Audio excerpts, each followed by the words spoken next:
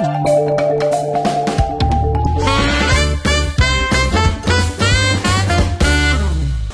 ഇന്ന് കടലക്കറിയുടെ റെസിപ്പിയാണ് ഞാൻ കാണിക്കുന്നത്. എളുപ്പത്തിൽ ടേസ്റ്റി ആയിട്ട് ഉണ്ടാക്കുന്ന ഒരു റെസിപ്പി, സിമ്പിളാണ്. അപ്പം ഞാനിത് ഇൻട്രോ പറയാൻ വന്നപ്പോഴത്തേക്ക് അമ്മ വന്ന് എന്തൊക്കെയോ പറഞ്ഞിട്ടുണ്ട്.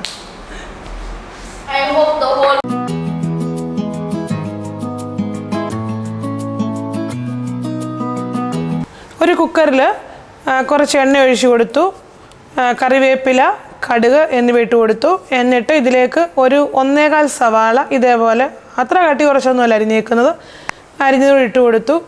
അത് വഴലാനായിട്ട് കുറച്ച് ഉപ്പും കൂടെ ചേർത്തു. എന്നിട്ട് അതിലേക്ക് ഒരു പച്ചമുളക് ഒന്ന് കീറി ഇട്ട് കൊടുത്തു. ഒന്ന് പച്ചമണം മാറുമ്പോഴേ ഇതിലേക്ക് ഒരു 3-4 അല്ലി വെളുത്തുള്ളി, ഒരു ചെറിയ കഷ്ണം ഇഞ്ചിയും, ഒരു 1/2 ടീസ്പൂൺ പൊടിക്കാത്ത പെരിഞ്ജീരകവും കൂടെ ചതച്ചതും കൂടെ ഇട്ട് കൊടുത്തിട്ട് നല്ലതുപോലെ ഇളക്കി ഇതിൻ്റെ പച്ചമണമൊക്കെ ഒന്ന് മാറ്റുക. ഒരുപാട് വഴണ്ട് ബ്രൗൺ നിറമൊന്നും ആവണ്ട. പെരിഞ്ജീരകം 1/2 ടീസ്പൂണേ ചേർത്തിട്ടുള്ളൂ. കടലയ്ക്ക് ഇതിനകത്ത് ഇപ്പോൾ നമുക്ക് അത്രയും ചേർത്താൽ മതി. പിന്നെ ഇതിലേക്ക് ഞാൻ ഒരു 1/2 തക്കാളിയും കൂടെ, ഒരു മീഡിയം സൈസ് തക്കാളിയാണ് ചേർത്തിട്ടുണ്ട്. തക്കാളി ഒന്ന് വഴറ്റി എന്നിട്ട് ഇതിലേക്ക് ഒരു 1/4 ടീസ്പൂൺ മഞ്ഞൾപ്പൊടി, 1.5 ടേബിൾ സ്പൂൺ മല്ലിപ്പൊടി, അതുപോലെ കാശ്മീരി മുളക് പൊടി 3/4 ടേബിൾ സ്പൂൺ എന്നിവ ചേർത്ത് കൊടുത്തു.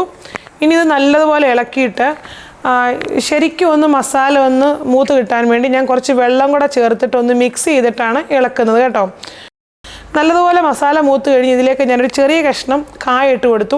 സാമ്പാറിനൊക്കെ ഇടുന്ന അത്രയും വലിയ കഷ്ണം ഇടല്ല, ഇത്രയും ഒരു കഷ്ണമെങ്കിലും ഇടണം കേട്ടോ. കടലക്കറിക്ക് കായ ഇടാതെ ഉണ്ടാക്കരുത്, ആ ഒരു ടേസ്റ്റ് അടിപൊളിയാണ്.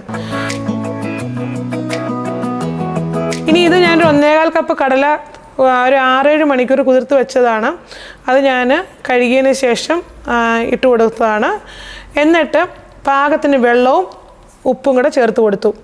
നല്ലതുപോലെ ഇളക്കിയതിന് ശേഷം കുക്കർ അടച്ച് വെച്ചിട്ട് 6 വിസിൽ ഒരു മീഡിയം ഫ്ലെയിമിൽ അടുപ്പിച്ചു കേട്ടോ.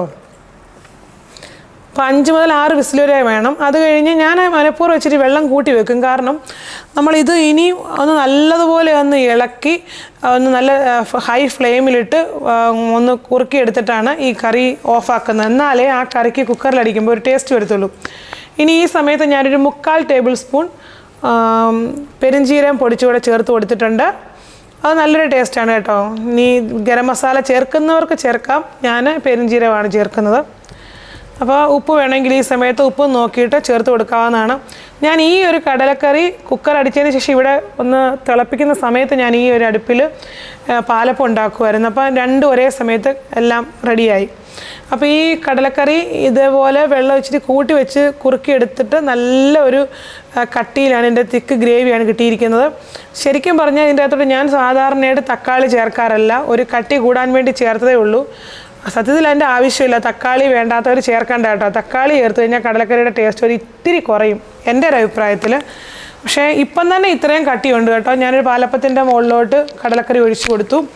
പക്ഷേ കുറച്ചൊരു തണുത്ത് കഴിയുമ്പോൾ ഉണ്ടല്ലോ നല്ല കുറുകിയൊരു ഗ്രേവി ആയിരിക്കും. കടല ഉടച്ചൊന്നും കൊടുക്കണ്ട, അടിപൊളിയാണ്. അപ്പത്തിൻ്റെയും ചപ്പാത്തിയുടെയും ചോറിൻ്റെയും പൊറോട്ടയുടെയും എല്ലാം കൂടെ കിടലിനൊരു കറിയാണ്. പെട്ടെന്ന് ഇത് തീർന്നു പോകും കേട്ടോ.